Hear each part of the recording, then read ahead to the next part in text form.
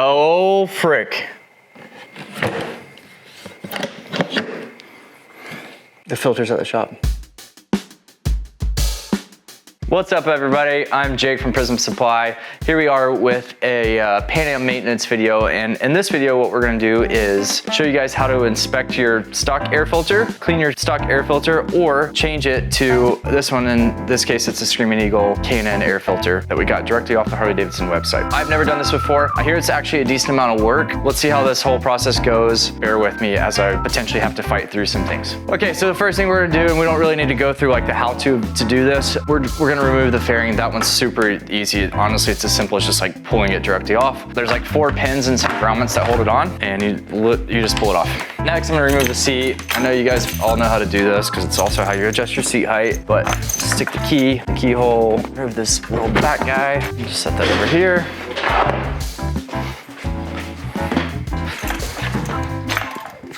And then this guy. All right, so the next thing is removing this plastic piece. I actually said that there was a bolt back here, but there's not. So I think once you remove these front 2 bolts, this entire plastic piece should just slip right out. It's like tongue and grooved into the frame there, or into the tank, I'm sorry. I'm gonna remove these 2 front Torx bolts. So there's 2 T25 Torx bolts on the front of this plastic tank cover. All right, so I got the front 2 bolts removed, and now I believe that this entire plastic piece should just like pivot up from the front and then slide out from the back. So the manual calls for removing the main fuse. I think that's just like a safety precaution, and I don't think that we actually need to do it. I may totally regret that, saying that, but we're gonna try not to do it. So on removing the tank, I obviously see this rear tank mount here, so we're gonna take that off, as well as, they're super tricky to see, but in the frame tube, there's actually like a hole. In that hole is a bolt that holds the tank on. And there's one on each side. So there's 3 bolts total. The one on this side is a T30. I'm assuming the one on the opposing side is also a T30, but I'll verify that soon. There she is. First bolt out.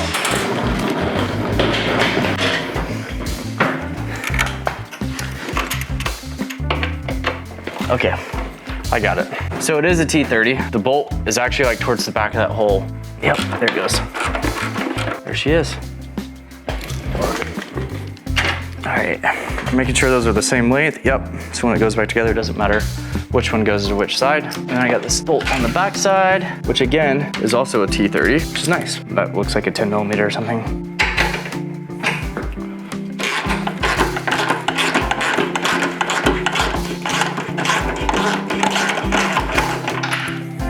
All right, so looks like I got, the tank is now loose. I know there's electrical connections underneath. I know that there's a breather tube here, as well as some other fuel line type deal. I'm gonna have to remove those. Just gonna figure it out as we go. So on the left side of the tank fill, there is a little breather. I believe it's a breather line, and honestly, you could just pull it directly off. There's no hose clamp or anything holding it off, it's just a vent line. And then it looks like we're gonna have to cut this hose clamp, I believe. I don't wanna do any additional work.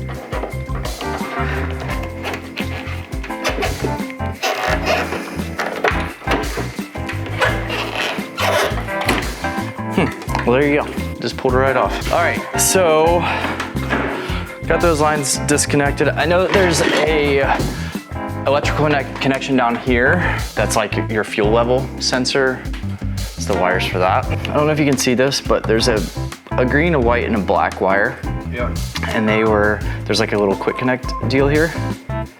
And at the top of the quick connect, there's a gray tab. So you gotta push up on this gray tab. You do from in here, or there's ears on the outside.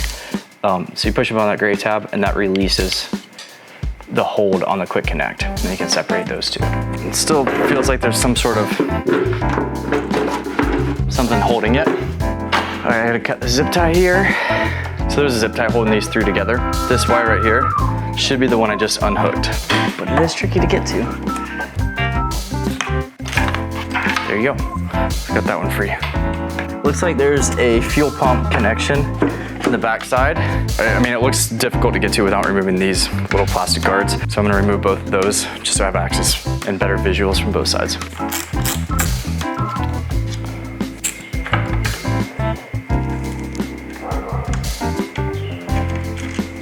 Oh, there's another one. So I gotta get into there to remove the other one. It's hard to see.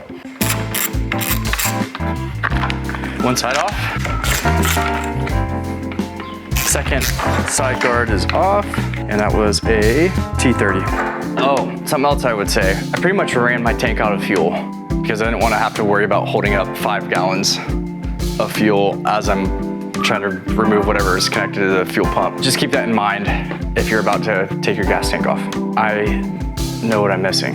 What I fully forgot was to disconnect the fuel line. That should be the simplest thing, but it's directly underneath this little cover. So we just gotta pull that off and your fuel line connect. So this is a super simple disconnect. Basically you push in on this metal piece and the fuel line, the 90-degree elbow will just pop directly out. It's kind of like an airline quick connect.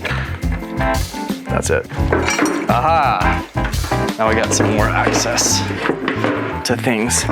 So I'm trying to figure out how to disconnect, looks like a fuel line that goes directly into the fuel pump as well as an electrical connection. It's just kind of a lot of fuel right now and it's probably gonna be hard for you guys to see on camera, but once we get it off, I'll show you exactly how to disconnect those. All right, now the tank's off. So just to kind of show you guys what I removed, it was both of these pieces. The way that this is connected directly underneath the tank, you couldn't lift this whole clip up without rotating the fuel line and pulling it out. Then the other one was this electrical connection here. So there's a black tab right here. Pull that up, maneuver this red guy down, just like that. Now we have this electrical connection removed from the airbox. This is your actual airbox, by the way. I don't think we covered that. So gas tank goes over this. This is your airbox. Once we pull this cover off, you'll see the actual filter that we're trying to get to. To remove this electrical connection, you pull on this metal piece, just straight up, comes out like that, and then it just unhooks. Simple as that. I'm gonna put it back just so I don't lose it. Done. As you guys can tell, these things have been ridden. There looks like there's some desert sand here. I'm a little nervous actually. We probably should have looked into this filter before now, but hey, it is what it is. We'll see what's going on under there. All right, so now I'm gonna come through and loosen every single one of these bolts that's holding the lid of the airbox on. About to see how clean or dirty this thing is. Ooh, look how dirty it is in there. I can't believe that. So what I'm gonna do now is I'm gonna pull the stock air filter off. I'm not gonna reuse this. We're putting in a brand new K&N air filter. So the way this comes off, there's a hose clamp right there. And there you go. And this is dirty. You wanna see something? Yeah, this is what you don't want to happen. This is what you don't want in your engine. So that's pretty bad. That's what's in our air filter. Honestly, in this case, with like that much dirt in here, I would say toss this thing, replace it. Like, it's not worth being cheap in this scenario. Just get rid of it. Don't try to rinse it. You know that this thing's got layers and layers of dirt in it and you will never be able to get all of it out. We cleaned all the dust out of here. If you guys see any dust, any dirt, any grime, just get it out of there. If not, then that stuff, that's going directly into the engine. Once it's past this filter here, it's going straight in the engine. You can order this filter directly from Harley-Davidson.com. There's a lot of good reviews on this. I'm excited to put this on the bike. And so that just slips right on and you gotta tighten this hose clamp. And as you're doing this, you just wanna make sure the air filter's fully seated on the intake, and that's that, it's tight. Next thing we gotta do is install the cover and backtrack all the rest of the steps. And I'm gonna tighten this in just a cross pattern like you would any mating surface with a gasket between it. Cross pattern, like just as much as possible. All right, I got the airbox installed. Now I'm just gonna connect this little electrical dude. I don't even know what that thing does, but something. Does something, so just gotta connect it back. And the next thing we gotta do is put the gas tank back on, right? While installing the gas tank, you gotta be super cautious to not bang it against everything. And now reconnect all the fuel pump stuff. I'm gonna go ahead and do the electrical connection first. It's kind of tricky to do with one hand. There it goes. You can hear it click back into place. So you don't want to do what I did, which was I pulled this thing completely off, this clip right here. What you want to do is make sure you leave the clip on, and that's what these little tabs do. They catch there, so it doesn't release all the way. The way this works is once the male goes in the female, pushes on that, then you can just close that, just like that. Those metal tabs right there, those metal ears, those are what clamp directly on the flare part, the flare plastic piece on the bottom of the fuel pump. Now to install it, push it all the way on. It's a little tight to push on.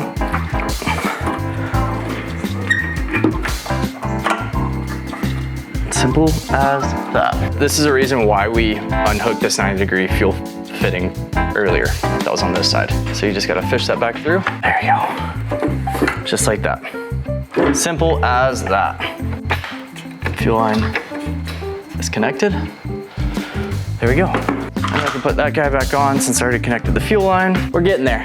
Just to kind of like establish where we're at. We've connected the fuel line on the bottom, the fuel pump. We've connected the electrical connection at the fuel pump. We have this electrical connection and this vent tube, breather tube, these two guys up here. And then we have the 3 tank bolts and the side covers, and that's pretty much it. I'm on the final step of tightening the tank down. I put the first tank bolt in, tank mount bolt in, right here, and I'm gonna do the same thing on the other side. I'm leaving them all loose until I get all 3 in. And then from there, I'll go back and tighten all 3 of them. All right, so I've got the 3 tank bolts in. I got these little side covers back together. I've got all the electrical connections connected, all the fuel line stuff. Now it's time to put the seat and the front fairing on, and I believe that's gonna be it. Front fairing's super easy. Again, it's just got these 4 pins. Most people know this, but there are 2 seat settings. This is a lower setting, and this is a higher setting. In this case, I'm gonna just go ahead and put it in the lower setting. Just slips in like that.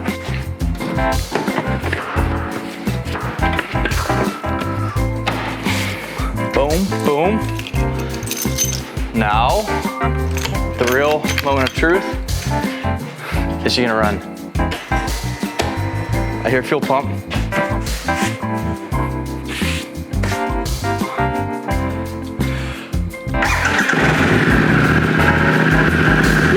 There we go. That's a wrap. Air filter maintenance / install on the 2022 Pan America. That was a relatively difficult install for just an air filter. However, I will say this.